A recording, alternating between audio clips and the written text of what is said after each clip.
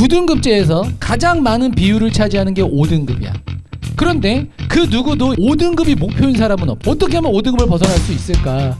자, 5등급은 두 종류가 있어요.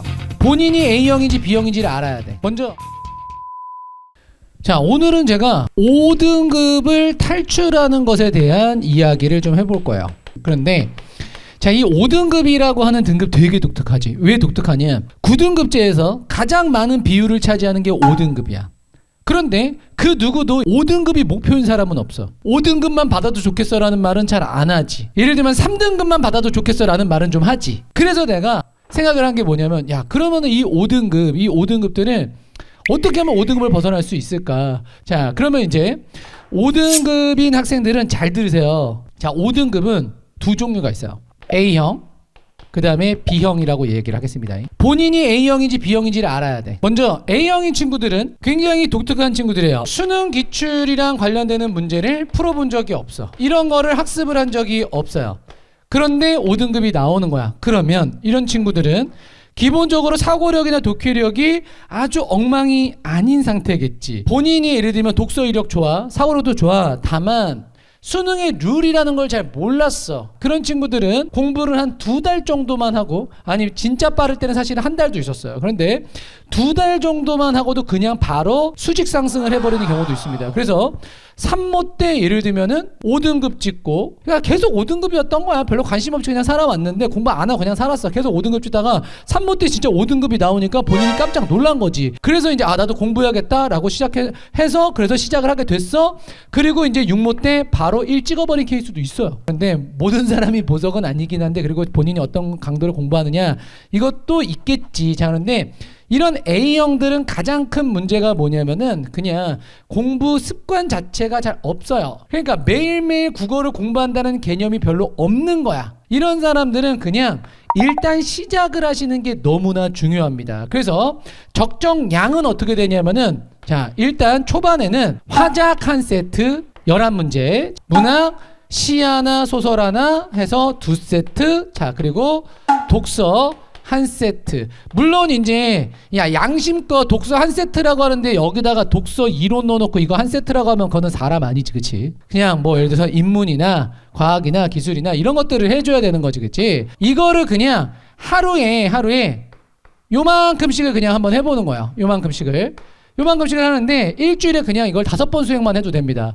그러면은 A형 같은 경우는 변화가 빨리 보여요. 그래서 그냥 바로 점수가 올라갈 수도 있어요. 자, 그래서 A형 같은 경우는 일단 시작을 해보세요. 그런데 물론 이제 본인이 A형이었는데 A형에서 갈리겠죠. 왜냐하면 공부를 일단 시작을 하게 됐으면은 그러면 더 이상 A형이 아니게 될 거니까. 그래서 한 달, 2달을 해봤어. 그런데도 만약에 5등급이야, 그러면 본인이 B형인 거예요. 자, 그럼 B형은 뭐냐? 이거 공부했어. 여기서 말하는 공부를 했다라고 하는 거는 그냥 꾸준하게 한 달 이상 이 정도 수준으로 공부를 했어. 그런데 나는 계속 5등급이 나와. 자, 그러면은 이때는 사실 솔직하게 얘기하면 5등급에 A형이 많아요, B형이 많아요. 물론 이제 이게 되게 극단화되어 있긴 하지만 저는 경험적으로 A형이 더 많다고 봐요. 왜냐하면 맨날 재수종합반에서 예를 들면은 작년에 몇 등급 나왔니? 그러면은 5등급이요.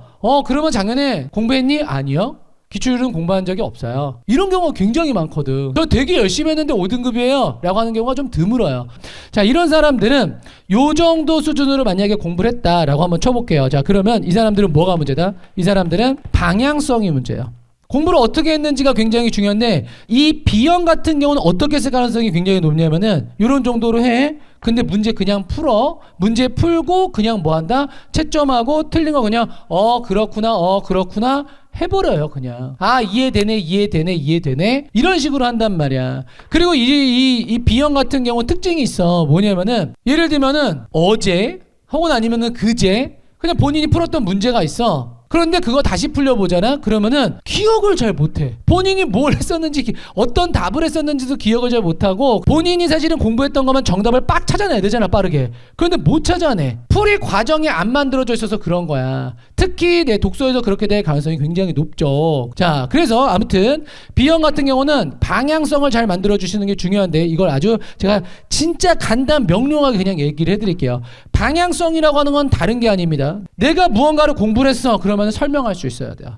자, 그래서 방향성은 뭐다? 네, 방향성은 답을 보고 그냥 이해하는 게 아니라 설명 가능성이 있는 상태가 되어야 한다라는 얘기예요. A형이랑 이제 B형이랑 공통적으로 해줘야 되는 게 있어요. 그게 뭐냐면 실전에서 문제를 풀 때 등급을 받는 건 어찌됐건 모의고사 등을 이제 풀게 되는 거잖아. 그런데 문제를 풀 때 순서가 굉장히 중요합니다. 5등급인 사람이 독서 만렙인 경우는 잘 없어요. 그리고 5등급인 사람들은 보통 엄매 잘 없죠. 그죠? 내가 엄매를 진짜 잘해. 그런 거 아니면은 그냥 화작도 고려를 해보세요. 자, 순서는 네, 이렇게 가세요. 화작을 그래서 먼저 풀고 그 다음에 문학을 풀고 그 다음에 독서를 푸는 순서대로. 그러니까 A형 중에 막 이런 애들도 있거든. 네, 그냥 앞에 순서부터 그냥 쭉 풀어. 앞에 순서대로 그냥 쭉 푸는데 근데 독서에서 이미 50분 써버렸어. 그럼 얘네들 어떡할 거야? 근데 여기는 점수 뽑을 수 있는 것도 있었는데.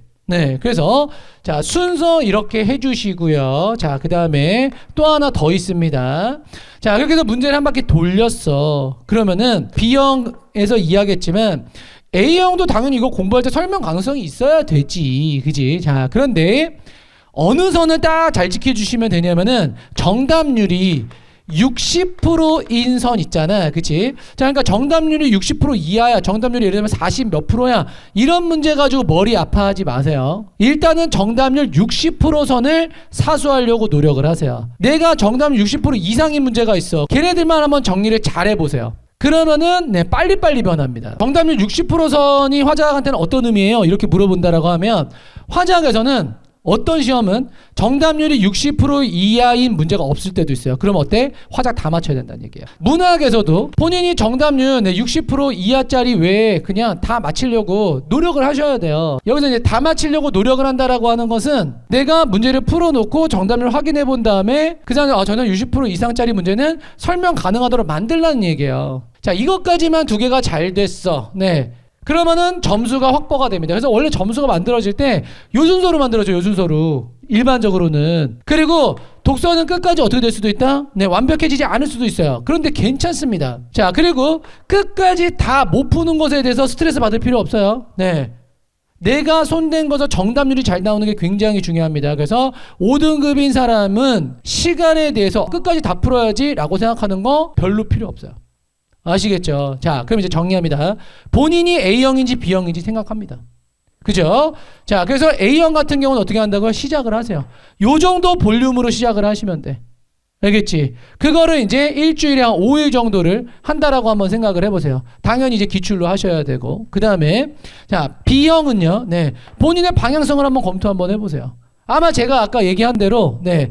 제대로 안 하고 있을 가능성이, 네, 그러니까 문제 풀고 그냥 우리가 흔히 얘기하는 대로 그냥 양치기만 때렸을 가능성이 굉장히 높아요. 자, 그래서 본인의 네, 상황을 파악을 하시고 그 다음에 이제 어떻게 한다? 자, 시험을 볼 때 순서 체크 다 풀어놓고서 나서는 어떻게 한다? 정답률이 60% 이상인 애들 중에서 내가 틀린 것만 점검을 잘한다.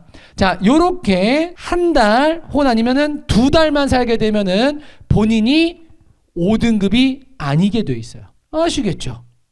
네. 그러니까 이거는 무조건 그냥 실천을 해보면 압니다. 네. 오늘도 진심만 말한다면